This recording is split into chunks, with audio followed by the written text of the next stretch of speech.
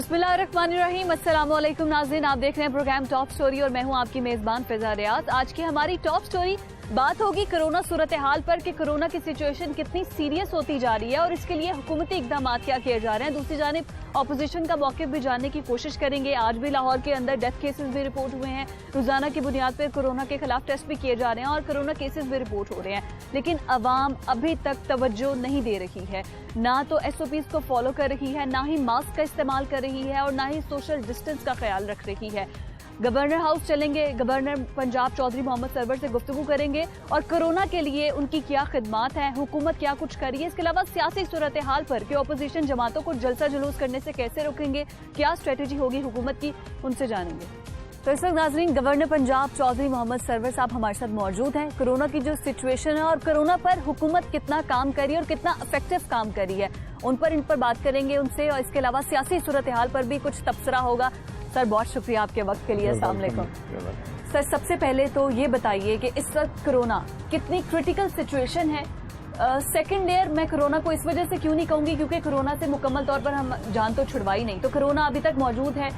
इस वक्त हुकूमत का क्या स्टांस है, क्या काम कर रही है और आपकी एफर्ट्स। एवरीबडी नोज कि पहले भी जब कोरोना ने अटैक किया था तो आपने बहुत एफर्ट्स की थी। देखें, पहली बात तो ये है कि हमें सबको एक बात जो है रियलाइज़ भी करना चाहिए, तस्लीम भी करना चाहिए कि कोरोना एक बहुत ख़तरनाक वबा है जी। इसने दुनिया के जो ताकतवर तरीन मुल्क हैं उनको भी घुटने टेकने पे मजबूर कर दिया है। आप बरतानिया के हालात देख लें, हर चीज़ वहाँ लॉकडाउन सुपर पावर। उसके बाद आप अमेरिका में देख लें, यूरोप में देख लें, तो अल्लाह ताला God has been very kind to this nation, to this country कि पहली वेव में लोग, हालांकि पहले लोगों ने एहतियात नहीं बरती, लेकिन जब लोगों ने एहतियाती तदाबीर इख्तियार की, कोरोना को सीरियस लिया, तो हुकूमत ने और हमने कोरोना को कंटेन करने में कामयाब हो गए। और उसमें यकीनी तौर पर हमारे लोगों का, मीडिया ने बहुत अहम किरदार अदा किया, जिसमें हर 15 मिनट के बाद एहतियाती तदाबीर के बारे में मीडिया में आता था। फिर हमारा सोशल मीडिया जो है वो बहुत एक्टिव था। हमारी यूट्यूब है, हमारी ट्विटर है, हमारा फेसबुक है, हमारे टिकटॉकर हैं, हालांकि वो कंट्रोवर्शियल सब्जेक्ट था जब मैंने उनको बुलाया यहाँ पब्लिसिटी के लिए, अवेयरनेस के लिए, तो उससे यकीनी तौर पर हालात बेहतर हुए। लेकिन मैं अब बड़ी शिद्दत से ये फील कर रहा हूँ कि अब जो कि कोरोना की दोबारा आई है, मर्ज हुआ है, और ख़ासकर अब विंटर मौसम है, गर्मियाँ नहीं हैं, तो हम इसको सीरियस नहीं ले रहे। हम बिल्कुल एहतियाती तदाबीर नहीं इख्तियार कर रहे। मैं जाता हूँ शादी पे, दूसरे फंक्शन पे, तो मैं हैरान होता हूँ कि 10% लोग जो हैं वो जो कोरोना मास्क है वो पहनते हैं। बिल्कुल ऐसे ही 10% से भी कम लोग जो हैं मास्क पहन रहे हैं। बिल्कुल हम इसको सीरियस नहीं ले रहे हैं। तो मेरी अपील है, पैशनेट अपील है लोगों से कि देखें, this time it is going to be more dangerous, more lethal, more damaging.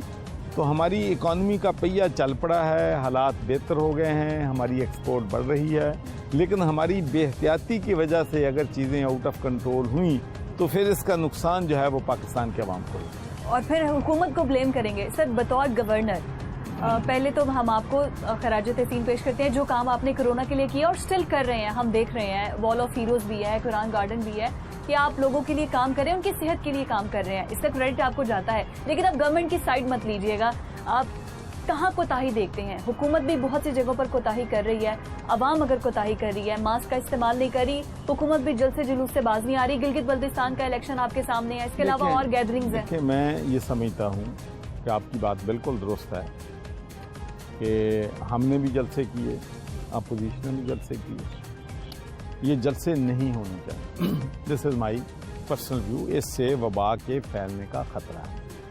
तो जहाँ तक हुकूमत का ताल्लुक है, इतनी भी ज़बरदस्ती भी हम नहीं कर सकते। हम तो लोगों को कन्विंस कर सकते हैं, लोगों को मोटिवेट कर सकते हैं, लोगों में अवेयरनेस कैंपेन चला सकते हैं कि भाई ख़तरे की घंटी बज रही है।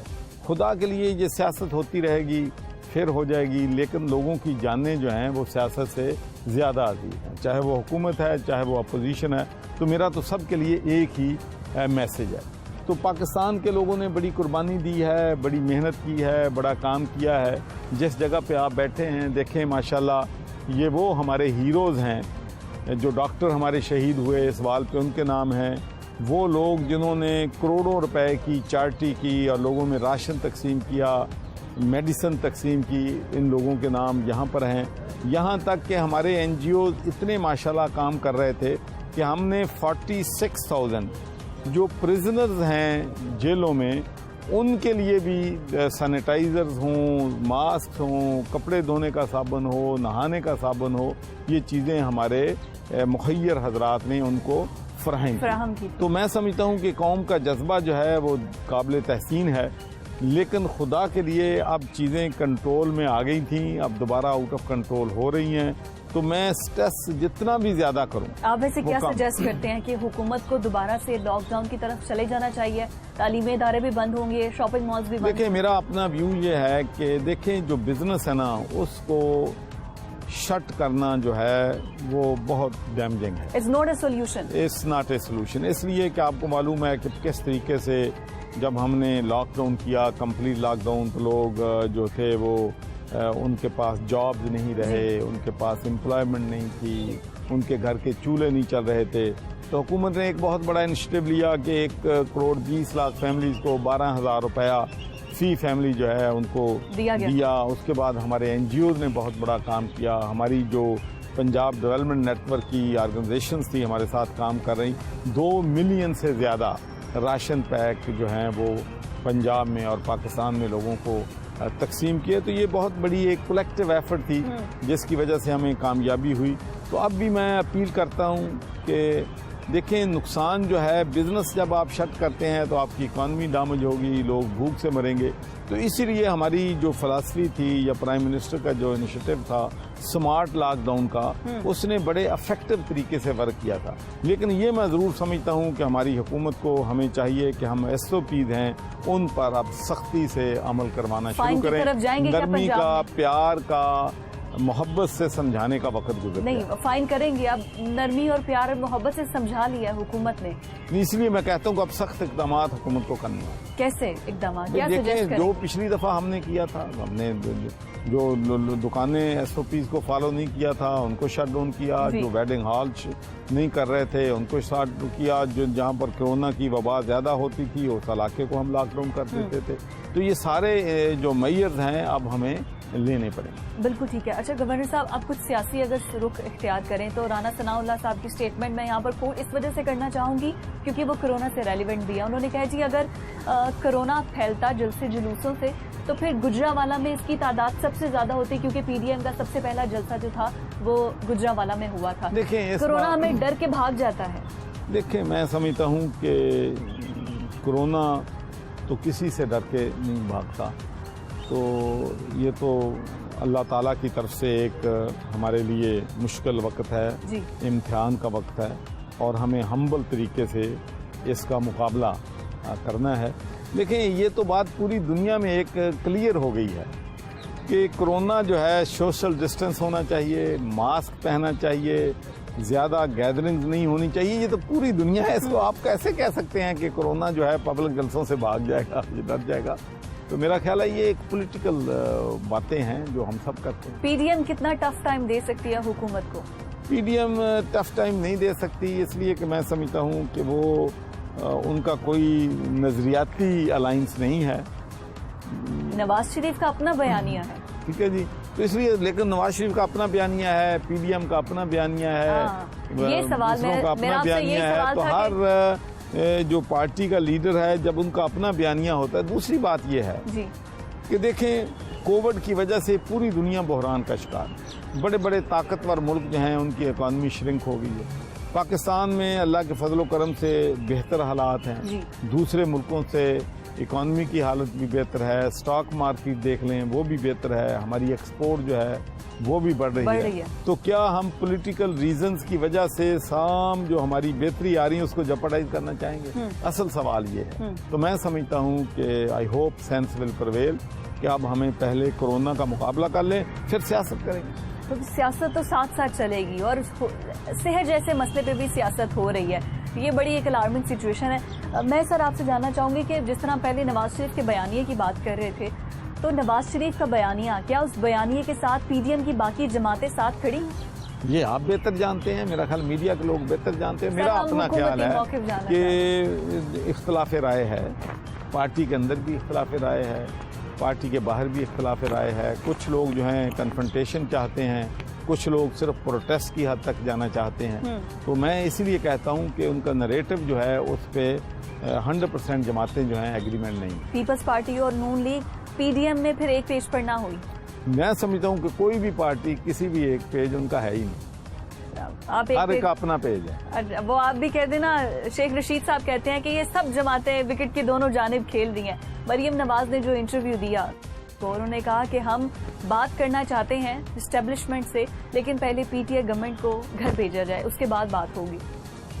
देखिए, मैं समझता हूं कि ये जो इंस्टीट्यूशंस हैं उनसे तो किसी की भी दुश्मनी नहीं होनी चाहिए। ये हमारा, देखें एक बात, आप पूरी दुनिया की तारीख से आप सब ले लेना, आप ये, मैं 100 साल तारीख की बात नहीं कर रहा हूँ, मैं पिछले 2 दहाइयों में जो कुछ हुआ है वो आपके सामने है।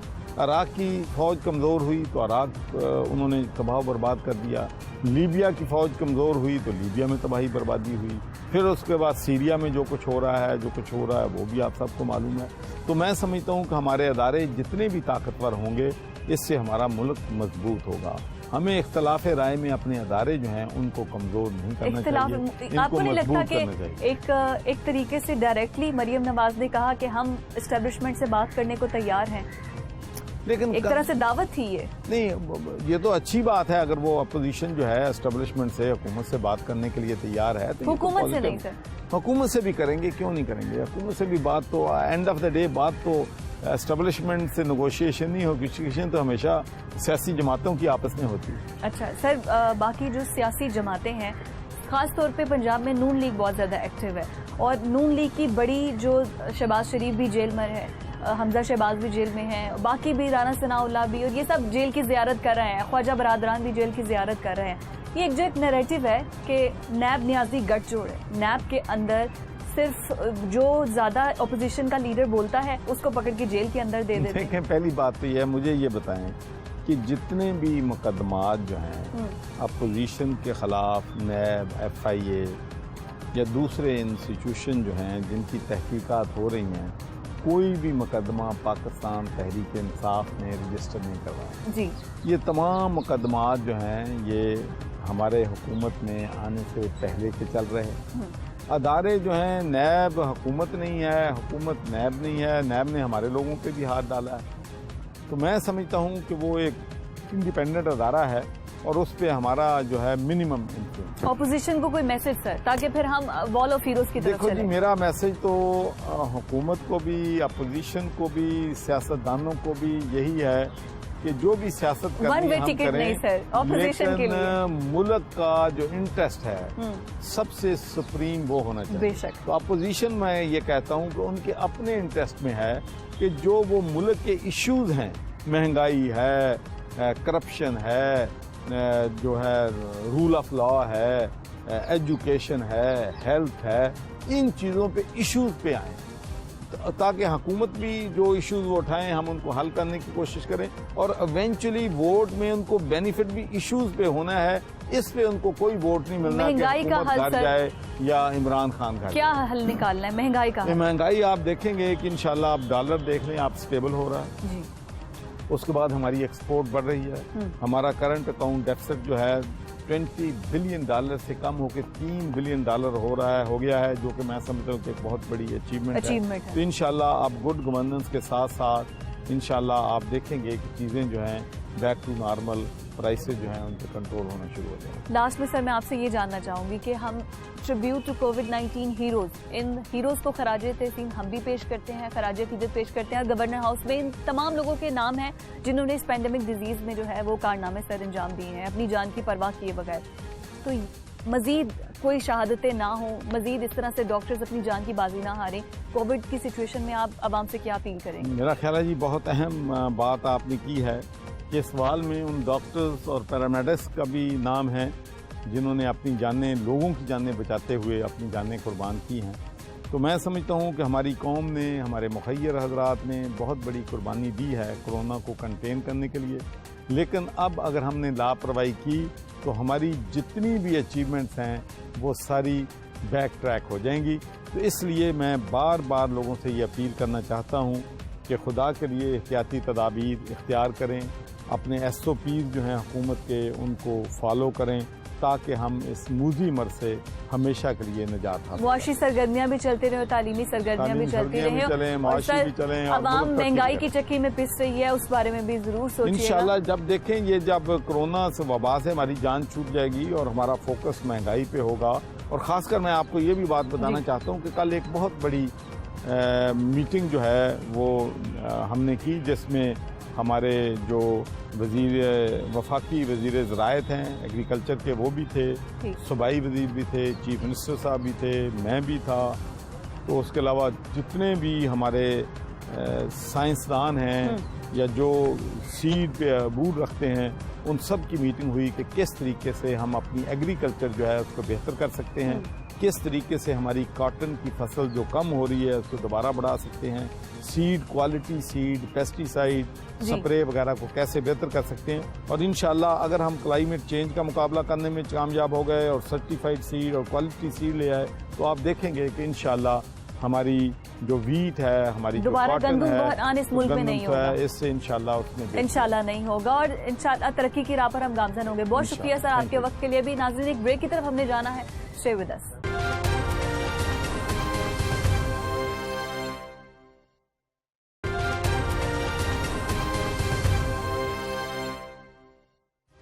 वेलकम बैक नाज़रीन। अपोजिशन का मौक़िफ़ जानने के लिए सीनियर सियासतदान और secretary general PMLN Ahsan Iqbal Sahib ने हमें ज्वाइन किया है।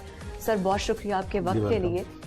30 नवंबर को मुल्तान में PDM पावर शो करने जा रही है। आज जो है वो पार्टी का इजलास भी हुआ है, अहम फैसले किए गए हैं। मुझे उस इजलास के बारे में कुछ बताएगा, क्या अहम फैसले किए गए हैं? देखिए, अभी इस वक्त जो तहरीक चल रही है PDM की, उसमें 2 अहम इवेंट्स हैं। एक 22 नवंबर को पेशावर में जलसा है और इसके बाद 30 नवंबर को मुल्तान में जलसा है। तो हमने पार्टी के जो बिलखसूस 30 नवंबर पंजाब में जलसा हो रहा है और इसमें साउथ पंजाब की बड़ी तादाद में शिरकत मुतवक्के है, तो उस हवाले से अपने भावलपुर, मुल्तान और DG खान डिवीज़न के अहदेदारों से मीटिंग की है और ये फैसला हुआ कि हम इसमें भरपूर शिरकत करेंगे। इस वक्त पाकिस्तान के अंदर जो तहरीक चल रही है, हुकूमत इससे डर चुकी है। आपने देखा कल गुजरांवाले हुकूमत के वज़रा गए और उन्होंने वहाँ पे ठीक ठाक सियासी एक्टिविटीज़ की, लेकिन जब अपोजिशन के किसी जलसे का वक्त आता है तो इन्हें कोरोना याद आ जाती है और जब अपनी जलसे की बात होती है या अपनी किसी एक्टिविटी की बात होती है तो ये सब चीज़ें भूल जाते हैं। तो पेशावर में सर आपको जलसे की इजाज़त भी नहीं दी जा रही? नहीं, ये एक हमारा फंडामेंटल राइट है, डेमोक्रेटिक राइट है और पाकिस्तान में हमेशा जब भी हुकूमतें घबराती हैं, हमारे दौर में तो सब इजाज़त थी। PTI ने शायद जितने जलसे किए हैं पाकिस्तान की तारीख में 5 सालों में और धरने दिए हैं, कभी इतने जलसे नहीं हुए। चूँकि एक ऐसी हुकूमत जो बाएतमाद हो, जो कारकर्दगी दिखा रही हो, जिसकी जड़ें अवाम में हो, जो अवाम में मकबूल हो, वो जलसों से नहीं डरती।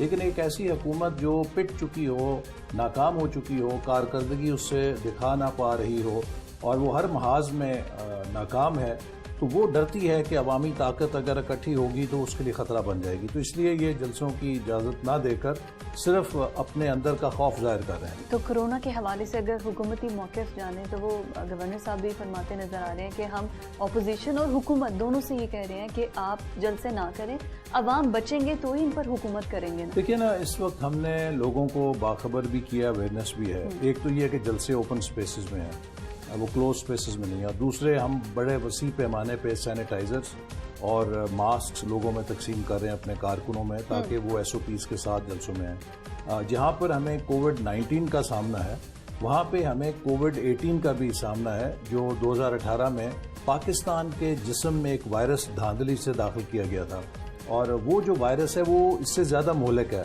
क्योंकि कोविड-19 तो एक फर्द के लिए खतरा पैदा बनता है, कोविड-18 पूरे मुल्क के लिए खतरा बन चुका है। 22 करोड़ लोगों की जिंदगी दांव पे लग चुकी है।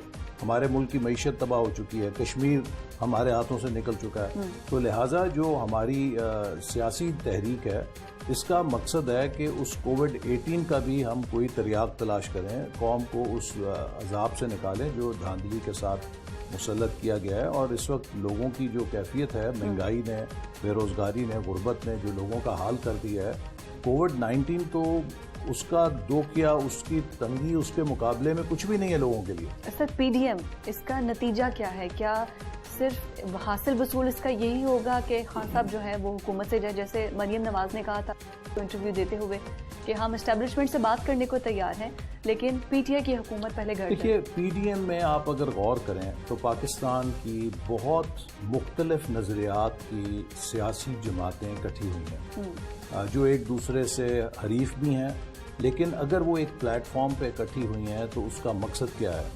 ये मुल्क 73 साल से दायरों के सफ़र में चल रहा है। हर 5-10 साल के बाद कुछ ना कोई हादसा हो जाता है जमहूरियत के साथ, कहीं डाका डल जाता है, कहीं डिरेल कर दिया जाता है।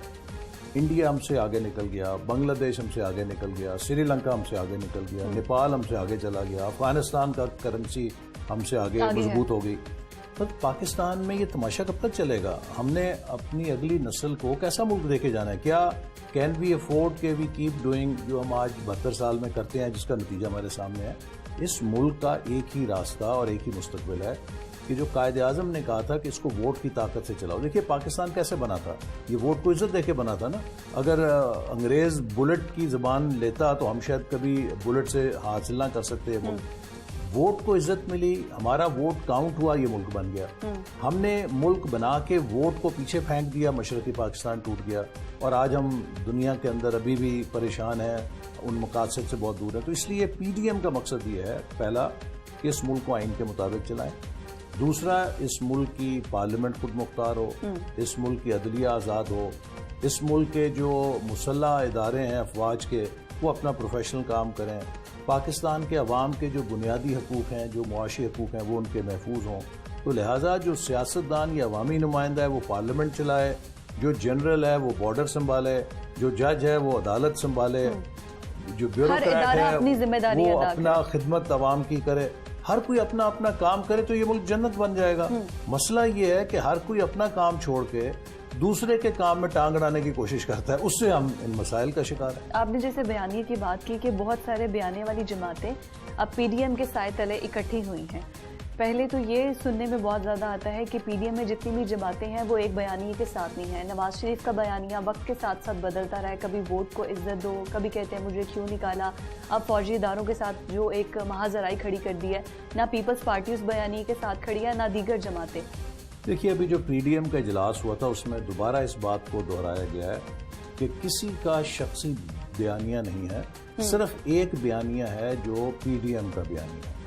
और नवाज शरीफ साहब भी यही बात करते हैं कि इस मुल्क को आइन के मुताबिक चलाएं, हर इदारा आइन की जो हदूद है उनके अंदर अपना अपना काम करे, हम ताकि इस मुल्क की मईशत मजबूत करें। आज के दौर में मुल्क मजबूत टैंकों से नहीं होते, तोपों से नहीं होते, ये मईशत से होते हैं। जिस मुल्क की मईशत खोखली हो जाए, आपके सामने मिसाल है सोवियत यूनियन की कि दुनिया की सबसे बड़ी फौज थी, दुनिया का सबसे बड़ा एटमी जखीरा था, जब उसका सियासी ढांचा जवाल पजीद हुआ और जब उसकी मईशत दिवालिया हुई तो सुपर पावर सफ़े हस्ती से मिट गई।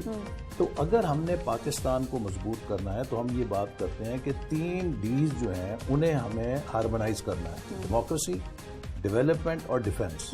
अकेले डिफेंस के साथ हम मुल्क का दिफा नहीं कर सकेंगे और ये जो दूसरी डीज हैं डेमोक्रेसी की और डेवलपमेंट की, ये हमारी बदकिस्मती है कि मजबूत नहीं है।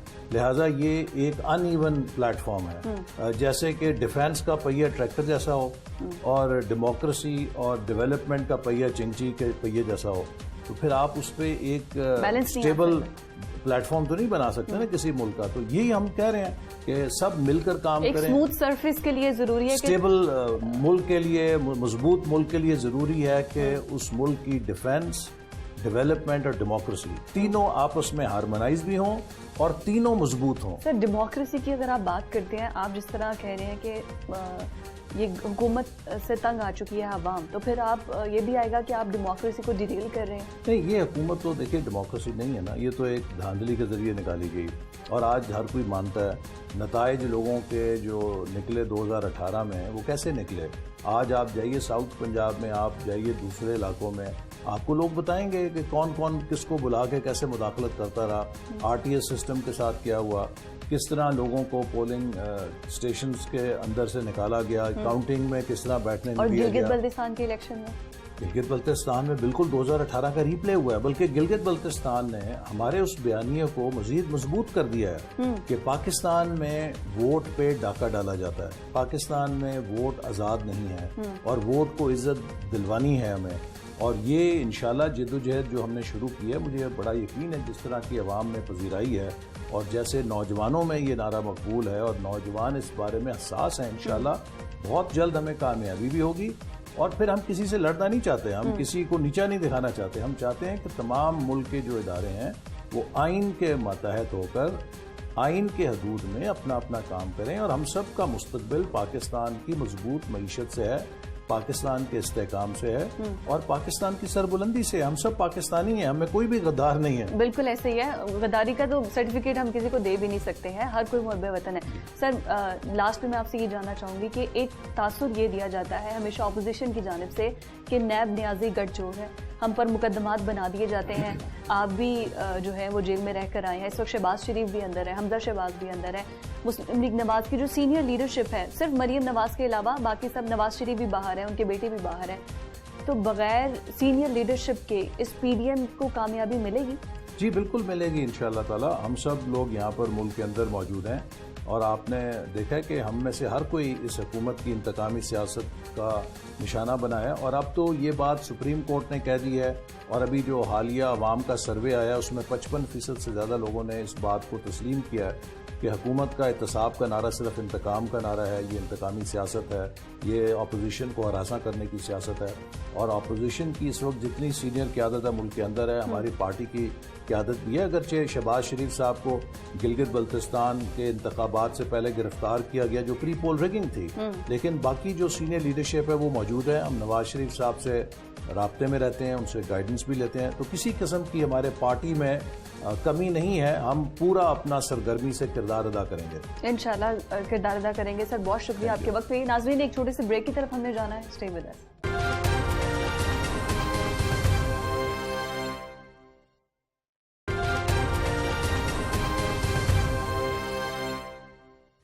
वेलकम बैक नाज़रीन। हुकूमती मौक़िफ़ आपने जाना, गवर्नर पंजाब की गुफ्तगू भी आपने मुलाहिज़ा की और एहसन इकबाल ने जो कहा वो भी आपने जाना।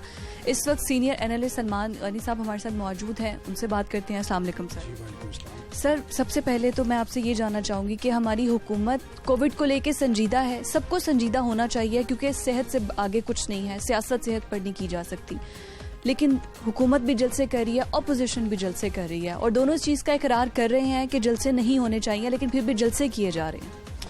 देखें, आपके सवाल में ये जवाब मौजूद है कि बात ये कि कोरोना की लहर जो है वो बड़ी ख़तरनाक है।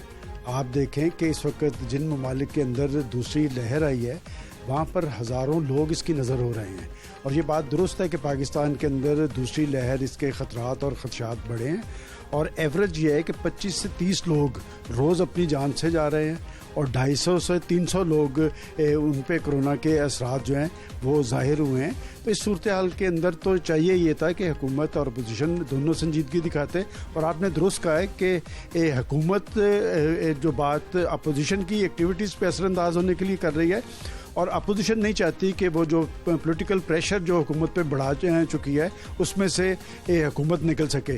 और मैं समझता हूँ कि अगर वाक़तन ये एक संगीन ख़तरा है, इस ख़तरे की निशानदेही अगर हुकूमती ज़िम्मेदारान के बजाय माहिरीन करते तो ज़्यादा इसका इदराक होता, अपोजिशन को भी होता, तमाम तबकात को भी होता। हमारी बड़ी सियासी बदकिस्मती ये रही है कि यहाँ पर जो अहम कौमी इशूज़ हैं उन पर भी सियासत का रुझान आम है, जिसकी वजह से पाकिस्तान के लोगों के अंदर एक मायूसी बढ़ी है पाकिस्तान की सियासी कुव्वतों के हवाले। आपने सर सियासत की बात की है कि सियासी जिम्मेदारी, सियासत का एहसास एहसास होना चाहिए सियासतदानों को कि सेहत पर जो है वो इस तरह से सियासत नहीं होनी चाहिए। अगर सियासी इशू की तरफ मैं आती हूँ, इस वक्त पीडीएम जलसे जुलूस करने जा रही है, पेशावर में भी जलसा करने जा रही है, लाहौर में भी जलसा है, मुल्तान में भी जलसा करेगी। हुकूमत जो है वो पेशावर के जलसे के लिए उन्हें इजाज़त भी नहीं दी है कि जलसे जुलूस नहीं होने चाहिए सूरत हाल में। लेकिन पीडीएम में क्या इत्तेहाद बाकी बचा है? दूसरा ये कि नवाज शरीफ का बयानिया वक्त के साथ साथ बदलता है, कभी वोट को इज्जत दो, कभी मुझे क्यों निकाला, कभी जो है वो एस्टेब्लिशमेंट को टारगेट किया जाता है नवाज शरीफ के बयानी में। क्या पीडीएम नवाज शरीफ के बयानिए के साथ खड़ी है? देखिए, आपने दो क्वेश्चन किए हैं। एक तो आपने कहा कि क्या पीडीएम मुतहद खड़ी है। देखें, पीडीएम मुख्तलिफ जमातों का एक अलाइंस है। उन्होंने हुकूमत की 2 साला कारकर्दगी को जवाज़ बनाते हुए एक अलाइंस बनाया। अलाइंस का मकसद हुकूमत से निजात थी। उन दोनों नुकात पे तो वो इकट्ठे नज़र आ रहे हैं। उनके अपने ख्यालात हैं, उनके अपने मंशूर हैं, उनके अपने प्रोग्राम हैं, और वो यकीनन अपने प्लेटफार्म से अपनी वो एक्टिविटी जारी रखे हुए हैं। मुख्तलिफ इशूज़ पे उनका मुख्तलिफ मौक़िफ़ है। जहाँ तक आप नवाज शरीफ साहब के बयानिए की बात करते हैं, इसमें कोई दो आरा नहीं कि पाकिस्तान के अंदर नवाज शरीफ साहब के इस बयानिए के हवाले से बड़े तहफ़्फ़ुज़ात भी हैं। लेकिन क्या ये बात दुरुस्त नहीं कि जिस दिन से नवाज शरीफ साहब ने अपने इस बयानिए का इजहार किया है, पाकिस्तान कराची से लेकर खैबर तक एक डिस्कशन ज़रूर हो रही है कि नवाज शरीफ साहब पे टीवी चैनल पर पाबंदी लगी है, लेकिन नवाज शरीफ साहब तो डिस्कस हो रहे हैं। लिहाजा जब तक उनके इस बयानिए का एक मौसर जवाब नहीं आएगा, इस पे बातचीत का अमल जारी रहेगा। देखें, आज की सूरत हाल में चाहिए तो ये था कि पाकिस्तान एक गंभीर सूरत हाल से दो चार है। अभी जो कोरोना की बात की गई थी, कोरोना एक इंसानी मसला है। बदकिस्मती से हमने उस इंसानी मसले को एक सियासी मसला बनाया है। कोई ऐसा इशू नहीं है जिस पे हम कंसेंसस कर सकें, और ये पाकिस्तानी कौम के लिए लम्हे फिक्री है। ये पाकिस्तान की पॉलिटिकल फोर्सेस के लिए चैलेंज है कि क्या हर इशू पे हम सियासत करेंगे। मेरा ख्याल हर इशू पे सियासत की गुंजाइश नहीं, और ख़ास तौर पे हमेशा हुकूमत और अपोजिशन के दरमियान एक डायलॉग की सूरत कायम रहती है। पहली दफ़ा ये देखने में आया है कि पाकिस्तान की हुकूमत और अपोजिशन के दरमियान एक डेडलॉक है। ये डेडलॉक जो है, ये पाकिस्तान के जमहूरी मुस्तकबिल के हवाले से अच्छा नहीं है, पाकिस्तानी कौम के इशूज़ के हवाले से ये बात अच्छी नहीं है, और इससे कौम के अंदर एक मायूसी पैदा हुई है। और मैं समझता हूँ कि तीसरी पार्टी का जो तजर्बा था, पाकिस्तानी अवाम ने बहुत सारी तवक्कुआत इमरान खान साहब की हुकूमत से लगाई थी, और इम्कान ये था कि ये आकर पाकिस्तान के अंदर एक अच्छा सियासी मॉडल पेश करेंगे। लेकिन बदकिस्मती ये है कि अगर आप अवामी और सियासी मसाइल देखें तो उसमें कोई पेशरफ्त होने की बजाय उस पर पसपाई इख्तियार की गई है। एक डेडलॉक की कैफियत है, एक मुल्क के अंदर एक बेयकीनी की फ़ज़ा है, और ख़ास तौर पे जो बड़ा दरपेश पाकिस्तान को चैलेंज था वो मुआशी चैलेंज है, वो इक़्तिसादी चैलेंज है। और माजी के अंदर इक़्तिसादी और मुआशी चैलेंजेस पे इत्तफ़ाक़ राय होता है। यही बात के जी, पार्लियामेंट के जो फ्लोर है उसे ब्रुएकार लाया जाता रहा है। बदकिस्मती ये है कि इस दफ़ा पार्लियामेंट के फ्लोर को भी ब्रुएकार नहीं लाया जा रहा। हमेशा सियासत मनफी क्यों? हमारे यहाँ पर रिवायत पॉजिटिव सियासत की क्यों नहीं है कि पॉजिटिविटी नज़र आए? देखें, सियासत का लफ्ज़ जब आप इस्तेमाल कर रही हैं तो सियासत होता ही सियासी तर्ज अमल का नाम है, इख्तिलाफ़े राय हो सकती है का नाम है, इसमें इख्तिलाफ़े राय होता है। और मैं हमेशा से ये कहता हूँ कि जब भी हुकूमत और अपोजिशन किसी एक जगह बैठती है, जब टेबल पे बैठते हैं तो मसले का हल निकलता है। माजी की सियासी तारीख ये बताती है कि ज़माने भर की निगाहों में मुतबर होंगे वो फ़ैसले जो मोहब्बत की मेज़ पर होंगे। असल मसला ये है कि ये एक जगह बैठने के लिए तैयार नहीं, और पार्लियामेंट की बालादस्ती की बात की जाती है, लेकिन अहम और सुलगते इशूज़ पे पार्लियामेंट को ब्रुएकार क्यों नहीं लाया जाता। दुनिया के अंदर जो जमहूरी सिस्टम है इसलिए मजबूत है कि वहाँ पर बड़े फैसले पार्लियामेंट के फ्लोर पे होते हैं, वहाँ के पॉलिटिशियंस मिल के बैठते हैं, सर जोड़ते हैं, तो कौम के अंदर एक इत्मीनान की लहर पाई जाती है कि यकीनन ये हमारे मफाद में फ़ैसला होगा, हमारी फलाह बहबूद के लिए फ़ैसला होगा। तो मेरा तो बड़ा क्वेश्चन ये है कि क्या पाकिस्तान के अंदर आज जमहूरियत डिलीवर कर रही है। देखें, हुकूमत का आना जाना ये सियासी तारीख का हिस्सा है। जब आप जमहूरी सिस्टम की बात करते हैं तो जमहूरी सिस्टम डिलीवर करता नज़र आना चाहिए। जमहूरी सिस्टम किस चीज़ का नाम है? वो जवाबदेही का नाम है। उसमें अदारों की इज़्ज़त व तकरीम होती है, उसमें गवर्नेंस के ख्वाब को हकीकत बनाया जाता है, उसमें हुकूमत डिलीवर करती नज़र आती है। एक्चुअल सूरत हाल क्या है सारी कौम के इम्प्लीमेंट जो होता काम नज़र आता है। सर, अभी आपने गुफ्तगू में कहा है कि नवाज शरीफ का जो बयानिया है, चाहे नवाज शरीफ पर पाबंदी लगा दिया, लेकिन वो बयानिया डिस्कस हो रहा रहा है, लेकिन इसका मौसर जवाब जब तक नहीं दिया जाएगा तब तक ये इसी तरह से चहमगोइयाँ होती रहेंगी। जवाब किसको देना है और किस तरीके से देना? देखें, बात ये कि ये सवालात एक पॉलिटिशियन ने उठाए हैं और हमारे यहाँ मुखालफत बराए मुखालफत के रुझान ने पाकिस्तान के अंदर एक इंतशार और खलफशार की कैफियत पैदा की है। इंतशार और खलफशार की कैफियत में कभी मुल्क और कौम आगे नहीं जाती। देखें, नवाज शरीफ साहब ने जिन इश्यूज़ की बात की है वो हमारी एक तल्ख सियासी तारीख़ है। ज़रूरत इस बात की थी कि इससे बाहर निकला जाए और आगे की तरफ चला जाए, और इसके लिए हमारे पास एक नुस्खा कीमिया मौजूद है आईने पाकिस्तान की सूरत में।